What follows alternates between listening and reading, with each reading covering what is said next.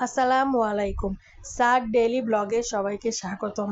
আজকে মাগরিবের আজানের পর আমি আর সাদবাবু মিলে যাচ্ছি সাদবাবুর মামার কাছে। সাদবাবুর মামা ফোন দিয়ে বলছে পল্লী বিদ্যুৎ আসতে, সে শফিপুর আসতে অনেক সময় লাগে যাবে, আবার ফিরতে ফিরতে লেট হয়ে যাবে কারণ অফিস শেষ করে আসছে।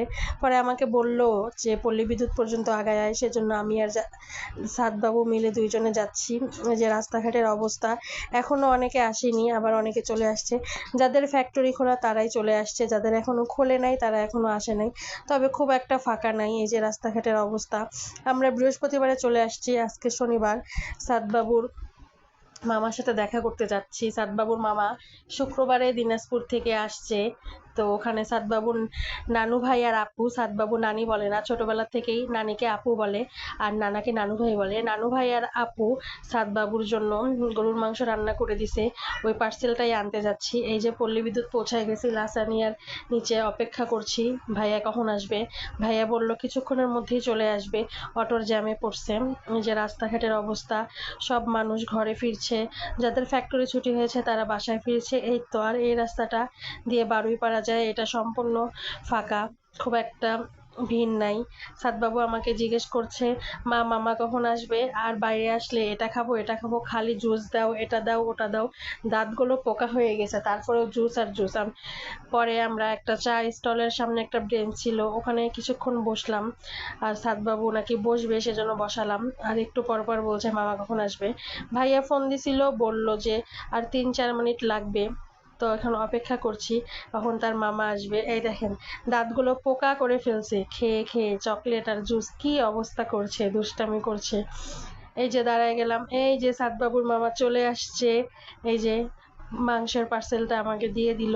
সাদবাবুর মামা অসুস্থ, আবার গতকাল 15 ঘন্টা জার্নি করে আসছে, কি একটা অবস্থা, শুকায় গেছে। আবার অফিস করে আসলো প্যারার মধ্যে, অফিস করে বাসার থেকে যায় পার্সেলটা নিয়ে এবার এখানে আসলো, খুব একটা প্যারার মধ্যেই ছিল। এখানে আমরা এমন একটা জায়গায় ছিলাম, সেখানে খুব একটা ভালো খাবার দাবারের জায়গা ছিল না, তারপরেও ভাইয়া যাচ্ছে।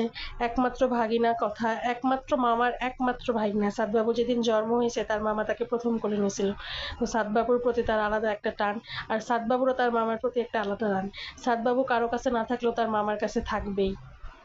তো রাস্তায় যে স্ট্রিট ফুড পাওয়া যায় ওখানে দাঁড়াইলাম। সাদবাবু নাকি চিকেন ফ্রাই খাবে, তো চিকেন ফ্রাইটা এখন নিয়ে আবার একটু গরম করে দিচ্ছে।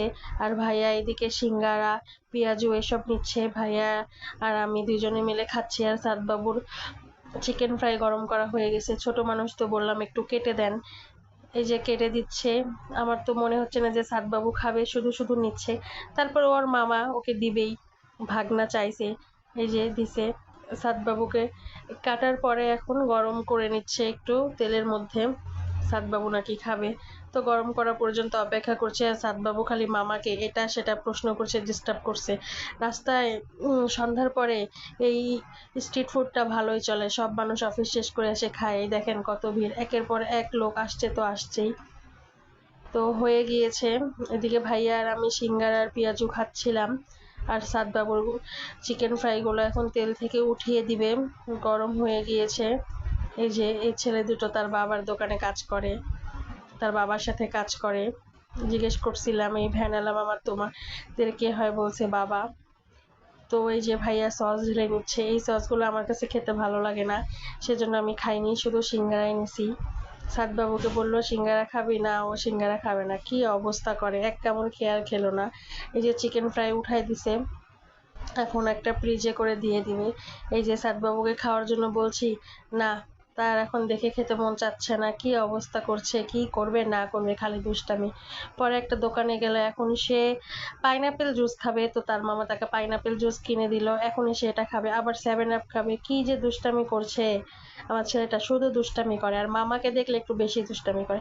সবাই বেশি বেশি ভিডিও দেখবেন আমার ছেলেটার, এবং চ্যানেলটাকে সাবস্ক্রাইব করবেন। আল্লাহ হাফেজ।